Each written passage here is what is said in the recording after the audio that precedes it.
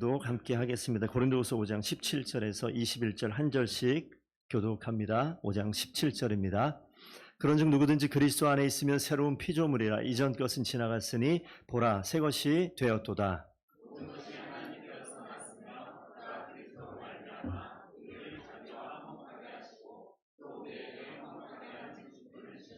곧 하나님께서 그리스도 안에 계시사 세상을 자기와 화목하게 하시며 그들의 죄를 그들에게 돌리지 아니하시고 화목하게 하는 말씀을 우리에게 부탁하셨느니라.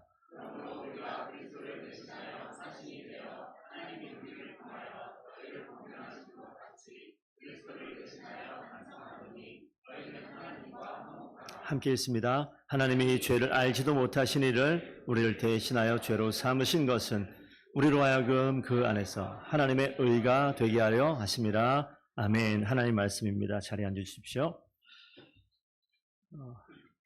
복음이 우리 가운데 들어오게 되면 우리 인생이 바뀌어야 되는 게 정상인데 안 바뀐 것 같다. 나는 아직 멀은 것 같다. 이런 생각이 들 수도 있습니다.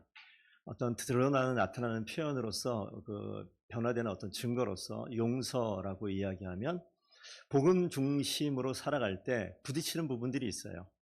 용서하기가 정말 어렵거든요. 용서하기 쉽습니까? 예, 어제도 지금 마음에 진짜 내가 결혼을 왜 했을까? 그런 생각을 깊이는 다르겠지만 표현은 그렇게 할 수도 있는데 그러면서 괜찮아져 있는 나의 상태가 있을 때가 있고, 이건 내가 이런 모습 이 정도밖에 안 되나 이런 모습이 있을 때도 있습니다. 그래서 여러분 혹시 과거의 나와 결별하고 새로운 인생을 꿈꾸는 갈망을 한번 해보셨습니까? 어제의 나와 이제 끝내고 2025년, 2026년 1, 2월에 이 나와 끝내고 그때 이 버튼을 하나 딱 눌려서 바뀐다면, 이런 버튼이요. 리셋 딱 눌려서 다시 한번 내 모든 과거의 기억은 싹 없애고 새로운 모습으로 바뀌면 좋겠다. 이런 거 생각해 보셨는지 모르겠습니다. 오늘 성경 읽은 본문 가운데 우리가 너무 잘 아는, 자주 썼고 기도할 때나 여러분들이 목장 모임에서나 어디에서나 이야기했을 법한 그런 단어, 그런 중 누구든지 그리스도 안에 있으면 새로운 피조물이라 라고 이야기하는 새로운 피조물. 리셋 버튼 눌려서 재창조의 은혜가 우리 가운데 있어서 하나님이 그 아담이 타락하기 이전에 하나님이 상상하셨던, 계획하셨던 그 모습, 마치 우리가 그 모습으로 만약에 돌아갈 수 있다면 어떨까? 새 창조, 새로운 피조물, 새로운 일, 이런 개념의 단어인데 이사야서 말씀 보시면요, 한번 이 말씀을 새 일이라는 단어가 나오는데 위에 43장 18절 19절 한번 읽어주십시오. 시작.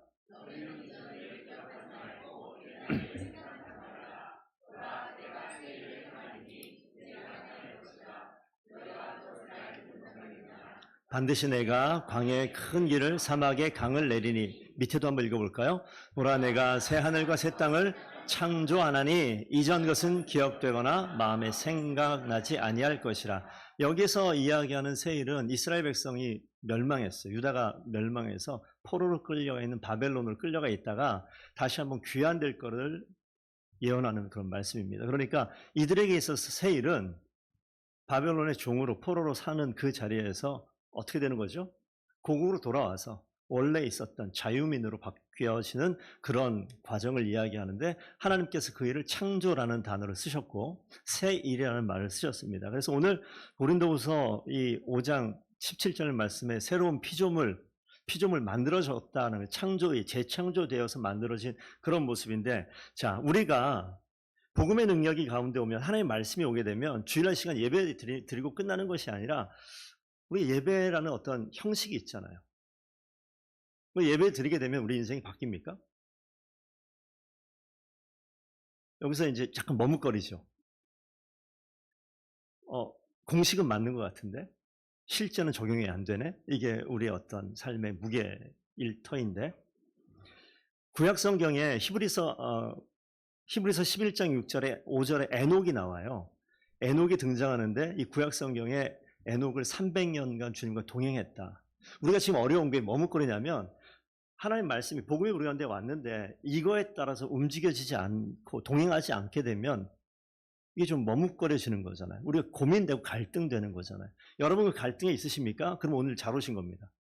갈등에 있으세요? 저는요, 예배 딱 드리고 복음 딱 붙들었더니 인생이 완전 바뀌었어요. 라고 자신 있게 말씀하실 수 있으신 분들 제 눈을 한번 좀 똑바로 쳐다봐 주십시오. 이게 쉽지 않은 그런 문제입니다. 그런데 어떻게 표현했냐면 11장 5절에 한번 믿음으로 한번 읽어볼까요? 믿음으로 에녹은 죽음을 보지 않고 옮겨졌으니 하나님이 그를 옮기심으로 다시 보이지 아니하니 그 옮겨지기 전에 하나님을 기쁘시게 하는 자라 하는 증거를 받았느니라. 여기 동행이라는 단어를 신약 성경에 와서 이 할라크란 단어인데 그 단어를 여기 와서 뭐라고 바꾸냐면 하나님을 기쁘시게 하는 자라고 바꿔요. 하나님과 동행하게 되면 하나님 말씀대로 살아내면 복음이 내 가운데 작동을 하면 어떻게 된다? 하나님을 기쁘시게 하는 삶으로 바뀌어요. 그러면 역으로 돌려보면 내가 하나님을 기쁘시게 하는 삶을 살고 있는가? 오늘 그 개념 중에서 아까 이야기했던 용서에 대해서 좀 살펴보려고 합니다. 왜냐하면 하나님께서 우리를 복음으로 탁 치면요, 이 반대쪽이 탁 튀어나오는 게 있어야 돼요. 반응으로. 그냥 교회 예배만 참석하는 것이 아니라 우리가 하나님의 말씀이 내 가운데 들어오면 이 반응으로 뭔가 나와야 된단 말이죠. 관계 속에서. 가장 기본은 뭐냐면 하나님을 기쁘시게 하는 동행. 오늘 아까 집사님께서 기도하셨지만 우리가 말씀으로, 왜 말씀 묵상은 성경 지식을 채우는 게 아니라 하나님께서 명령하시는 것을 계속 듣는 거예요. 듣고 반응하는 거죠. 일어나, 학교 가야 돼 라고 어린 아이들 둔 부모님이 얘기합니다. 뭐라고 얘기하죠? 일어나, 학교 가야 돼 하면 이 아이가 뭐 해야 돼요? 일어나야 돼요. 그리고 씻으러 가야 돼요. 준비해야 돼요. 일어나, 학교 가야지. 한 번 했습니다. 반응이 없어요. 학교 가야지. 반응이 없어요. 세 번째, 톤이 어떻게 바뀝니까? 어떤 집집마다 달라요. 야, 쫙 깔아앉는 집이 있고 야! 하고 올라가는 집이 있을 거예요. 이게 뭐냐? 안 되니까 더 강력하게 이야기하잖아요. 자, 하나님께서 우리에게 말씀하실 때 강력하게 소리 질러서 나를 흔들어 깨우시면 그래도 그건 친아버지, 친엄마예요. 그렇지 않으면 거들떠도 보지도 않습니다. 학교 가든지 말든지 신경도 안 써요. 하나님의 말씀이 우리 가운데 들어오게 되면 반응되어지는 것이 있어야 돼요. 이전 것은 지나갔으니라고 얘기해서 지나갔다라고 이야기하는 그 단어가 그냥 우리가 시간이 지나갔다 이 차원이 다릅니다. 그거하고 달라요. 우리 바닷가에 가보셨죠? 가면 파도가 왔다가 갔다가 왔다가 갔다가 합니다. 파도가 이렇게 쭉 스쳐 지나가면 밑에 모래사장에 모든 걸 다 쓸고 갔다가 지나가잖아요. 지나가잖아요. 거기에다 내가 무엇을 써놓으면 이게 한번 왔다 가면 어떻게 됩니까? 사라져요. 보혈의 물결이 지나가면 어떻게 됩니까? 내가 가지고 있던 나의 어두움과 수치와 과거의 모든 것들을 다 쓸어버려요. 새로운 피조물이 되었다라고 이야기할 때 이것을 하나님께서 다 쓸어 가시는 거예요. 그래서 이 내용을 좀 꼭 보셨으면 좋겠습니다. 복음 안에서 낡은 자, 과거의 내가 있어요.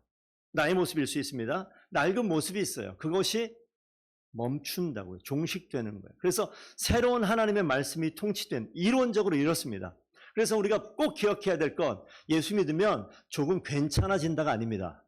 조금 나아진 죄인이 된다는 게 아니에요. 어떻게 됩니까? 완전히 새롭게 바뀐다는 거예요. 과거의 것이 남아있지 않아요. 완전히 지나가 버렸어. 그냥 덧칠해 있는 것이 아니라 아예 낡은 모습과 낡은 체제가 아예 없어진 거예요. 그런 당당함을 가지고 이 땅을 살아가야 됩니다. 그래서 오늘 성경 본문 보시게 되면 어떤 내용이 나오냐? 자, 오른쪽에 완벽한 의로, 오늘 성경에 나와 있는, 자, 5장 17절 읽었는데 18절에 이렇게 나오죠. 모든 것이 하나님께로부터 났다. 그가 그리스도로 말미암아 우리를 자기와 화목하게 하셨다. 앞에 화면을 보시게 되면 완벽한 의로우신 예수 그리스도가 완전히 저주와 형벌 가운데 있는 나와 마주 서 있어요. 그래서 이 화목한다라는 이 단어가 여러분 그 공항 가시면 공항 가시면 은행이 있고 돈 바꾸는 데가 있어요. 거기 뭐라고 얘기하죠? 환전소. 거기에 그 영어 아시죠? 영어로 뭐라고 써 있습니까? 한번 굴려보세요. 준비 시작. exchange라고 써 있어요. 자, 그 환전이란 exchange하고 여기 화목이란 단어가 같은 단어입니다. 뭘 exchange 하는 거예요? 옛날에 가서 이 exchange 한다는 그건 뭐냐면 이 돈과 거기에 상응하는 어떤 곡물 이런 것들이 바꾸는 그런 거래하는 그런 용어예요. 그런데 사도 바울이 고대 로마의 이 고린도 이 무역 도시에 이 exchange라는 이 단어를 쓰게 되면 다른 단어인데 여기다 뭘 갖다 끌어옵니까? 예수 그리스도의 완전하심과 우리의 죄된 것을 exchange 시킨다고요. 이게 뭐합니까? 화목시킨다는 뜻이에요. 위대한 교환을 하는데, 자, 이게 여기서 좀 한번 이해를 해보셔야 돼요. 여러분, 내가 친구와의 관계 속에서 엄청나게 억울한 일을 당했어요. 그러면 이 사람 용서해야 됩니까? 말아야 됩니까? 그렇죠. 그래야 되죠. 예. 어떻게 해야 됩니까? 그러면 누가 먼저 다가가야 됩니까? 가해자가 다가갑니까? 피해자가 다가갑니까? 어렵죠. 잘못이 많은 사람들이 미안하다고 손을 먼저 내밀면 내가 용서해 줄 수 있을 것 같지 않습니까? 내가 너무 억울하게 손을 봤어요. 너무 안타까운 일을 당했어요. 그러면 저놈이 우리 상종을 안 하죠. 그러면 보통. 그런데 성경 말씀이 하나님이 지금 뭐 하시냐면 요구하셨다고요.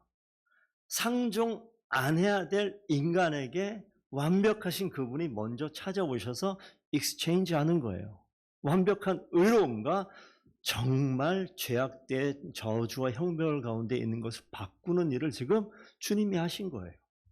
그 주님이 어디로 오신다고요? 내 안에 오신 거예요. 나를 그렇게 취급해 주신 거예요.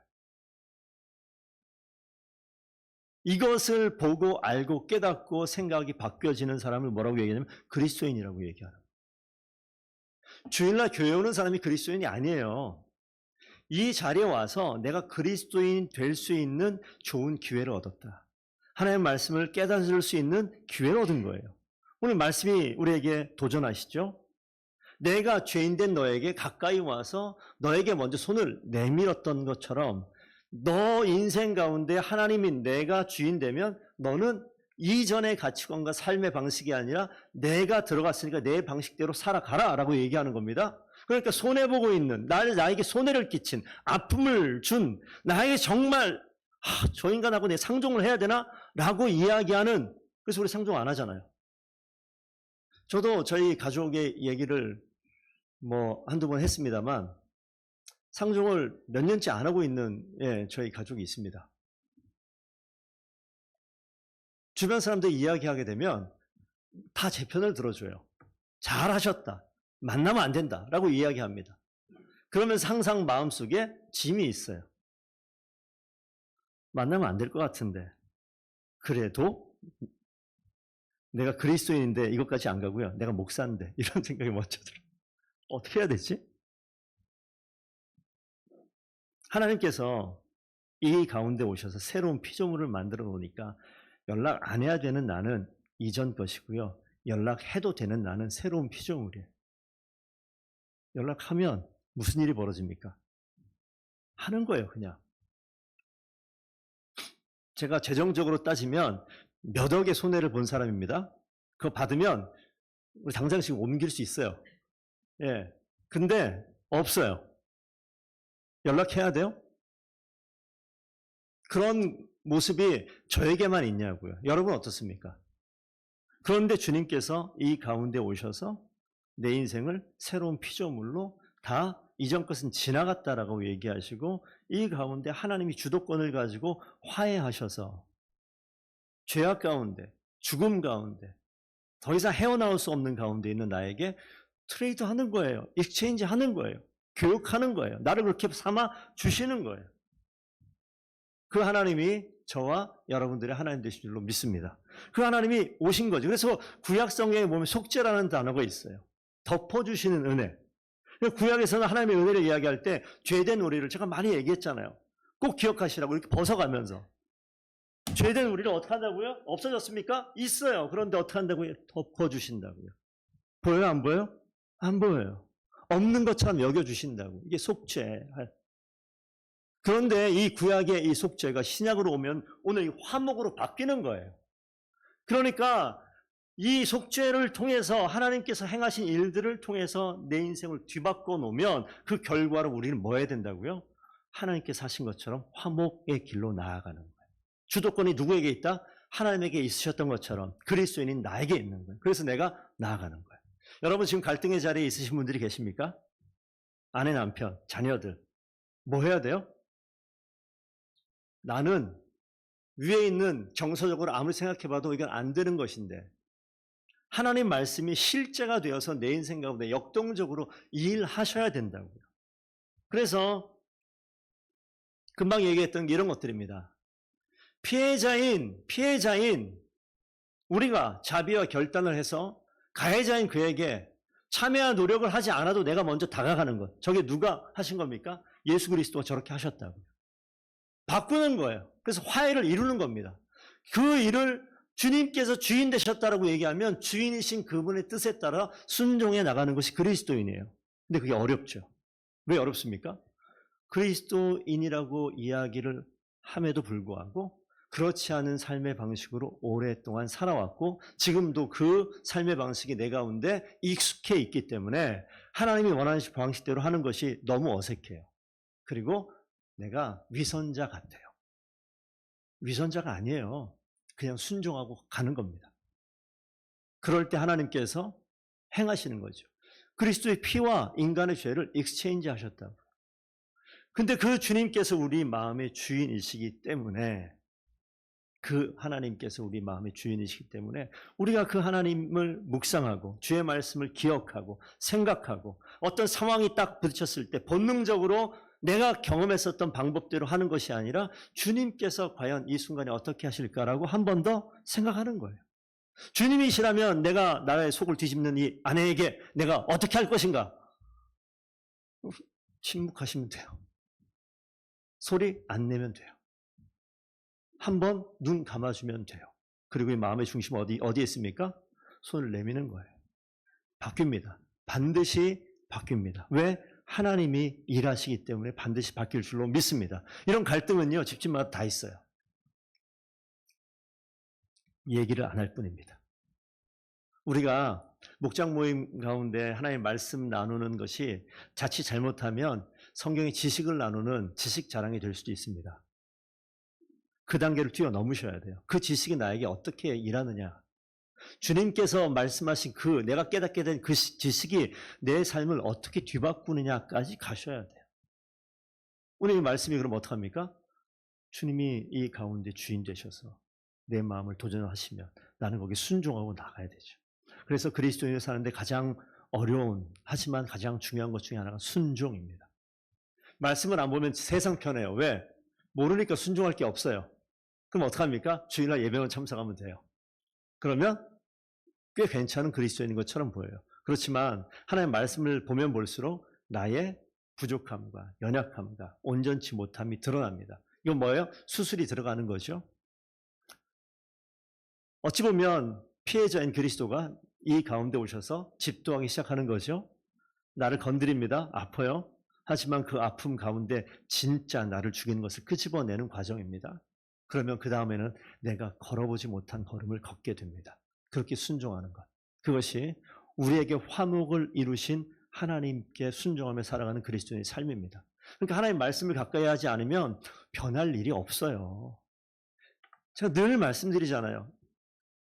일주일 24시간 곱하기 7하면 몇 시간이에요? 144시간 중에 설교 듣는 시간이 30분도 안 되는데 그 30분도 안 되는 말씀 듣는 이것으로 내가 신앙생활을 연명한다 그러면 이미 아사 상태입니다. 죽어요. 그러니까 하나님의 말씀이 계속 들어오게 되면 주의 말씀이 계속 도전하게 되고 주의 말씀이 내 인생을 가속 찌르게 되고 아픕니다. 하지만 거기에 순종하고 반응할 때 우리는 새로운 피조물이 되는 줄로 믿습니다. 그러니까 그 과정이 어려워요. 그래서 공동체가 있습니다. 왜? 내가 겪었던 어려움이잖아요. 내가 작년에, 내가 5년 전에, 10년 전에 걸었던 그 길을 지금 오늘 함께 공동체에 있는 이 형제가 이 자매가 그 길을 걷고 있잖아요. 너 왜 그 모양이냐 이렇게 얘기할 수 있습니까? 절대 그렇게 못하죠. 뭐합니까? 그리스도가 그러 하셨던 것처럼 화목의 손을 먼저 내놓는 겁니다. 그래서 오늘 성경 말씀 가운데 우리 20절에 보시면 보다 좀 더 적극적인 그러한 모습이 나옵니다. 우리 20절 말씀을 한번 읽어주시겠습니까? 준비 시작.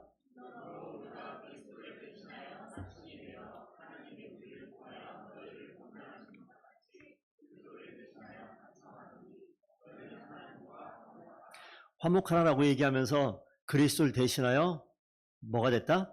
사신이 되었다. 지금 우리 말로 바꾸면 어떤 대사가 되었다. 로마가 통치하는, 황제가 통치하는 시대에 어떤 사신으로 보낸다. 여기 나와 있는 사신, 이 대사, 이 역할하는 이 단어는 그 로마가 통치하는 모든 지역에 우리 그런 것 얘기 들어보셨죠? 팍스 로마나, 로마의 평화를 이 온 지역에. 그럼 누굴 보냅니까? 분쟁 지역 가운데 이 대사를 보내는, 사신을 보내는 겁니다. 이 사신은 로마 황제의 정권을 갖고 있는 그런 역할을 하면서 보내는 거예요. 그 단어예요. 그러면 그리스도를 대신하여 사신이 되었다. 하나님 나라의 사신이다. 하나님 나라의 대사다. 우리가 있는 여러분 가정의 그 영역이 여러분은 하나님 나라 대사예요. 여러분 일터 가운데, 여러분 직장 가운데, 또 혹은 교회 가운데 하나님 나라의 대사로서, 그러니까 내 뜻이 주장되어지는 것이 아니라 나를 보내신 왕의 뜻이 주장이 되어야겠죠. 이 상황이라면 가만 내버려두면 안 돼 라고 얘기하는 것이 세상의 방식이라면 내가 누구라고요? 왕의 사신이에요. 여기서 어떻게 됩니까? 내 감정이 아니라 왕의 뜻을 전달해 내는 것. 그래서 팍스 로마나, 하나님 나라가 완성되어지는, 하나님 나라가 평안하게 완성되어진 역할을 감당하는데 나를 여러분 가정에 보내주신 거예요. 우리 성도들 가운데 나 혼자 신앙생활하는 분들도 계시고, 같이 교회 나와 있으나 겉모습은 그리스도인이고 속은 아닌 사람도 계시고, 어떻게 해야 됩니까? 내가 그리스도의 사신이 되어서 내가 있는 그 영역 가운데 하나님 일을 하는 것이죠. 신앙생활 할 때 우리가 많은 경우 개인의 안위와 평안과 풍요를 위해서 살기도 합니다. 기도할 때 대부분 드러나죠. 개인적으로 기도할 때 여러분 어떻게 기도하십니까? 나의 평안과 가정의 안녕과 자녀의 잘됨과 건강과 기도했더니 그 다음은 아무것도 없더라. 이거는 사신의 자세가 아니라 그냥 내가 절에 가는 사람도 그렇게 기도한다니까요. 나의 평안과 경제 넉넉함과 풍요로움과 건강이 어려움 없는 것들, 이건 종교 행위라고요. 근데 여기서는 지금 뭐라고요? 하나님 나라 사신이 되기 위해서 하나님께서 명령하신 것을 자신의 안위보다 왕의 명령에 더 집중하는 것, 그것이 누가 해야 될 역할이다? 오늘 새로운 피조물 만들었을 때는 야, 너 죽지 않고 살아서 구원받아서 천국 갈 거야. 이거는요, 이건 틀린 거예요. 틀린 거. 그냥 시작입니다. 그 다음에 어떻게 간다고요? 그리스도의 사신이 되어서 바울이 그 역할을 했고, 오늘 바울이 고린도 교회 성도들에게 그 역할을 주문하고 있는 겁니다. 세상이 악하다 정죄하는 것이 아니라 하나님과 세상을 연결시켜 주는 역할을 하는 거예요. 왕의 통치를 아직 알지 못하는 자에게 내가 가서 그 왕의 통치를 이루는, 완성시키는 그 대사의 역할을 하는 것이죠. 마지막에 이 그림을 보고 설교 좀 마무리해 볼게요. 여러분들이 이게 어떤 내용이냐면 영적인 우리의 여정을 살아가는 로드맵과도 같습니다. 반드시 기억해 주십시오. 여러분 어디 지점에 있는지 한번 보셨으면 좋겠어요. 여러분 새로운 피조물 되셨습니까? 여러분 그리스도의 피로 우리의 죄가 익스체인지 됐다고 하잖아요. 내가 한 게 아니라니까요. 하나님 하신 일을 분명히 내가 아멘으로 믿음을 고백하게 될 때 내 정체성이, 아이덴티티가 새로운 피조물로 바뀌는 거예요. 저렇게 해서 영적인 새로운 여정이 새로운 피조물 탄생하는 겁니다. 애벌레처럼 있었던 내가 나비로 변하는 거예요. 완전히 새로운 인생 사는 겁니다. 시궁창 같은 삶에 살다가 하늘 위로 날아다니는 거예요. 완전한 새로운 피조물이 되어서 내 정체성에 대한 아이덴티티가 바뀌게 되면 우리의 삶이 아까 에녹처럼 어떻게 됩니까? 하나님과 동행하는 라이프 스타일이 그때부터 변하는 겁니다. 여러분 말씀을 펴기 시작하셨습니까? 하나님의 말씀이 어떤 걸 묵상하고 있습니까? 여러분 인생이 바뀌어가고 있는 거예요.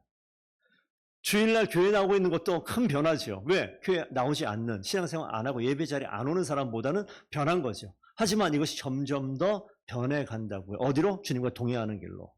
근데 동행하는 길에서 나만을 위해 사는 것이 하나 더 바뀌는 메커니즘이 있는데 그게 뭐냐면 화목하는 거예요.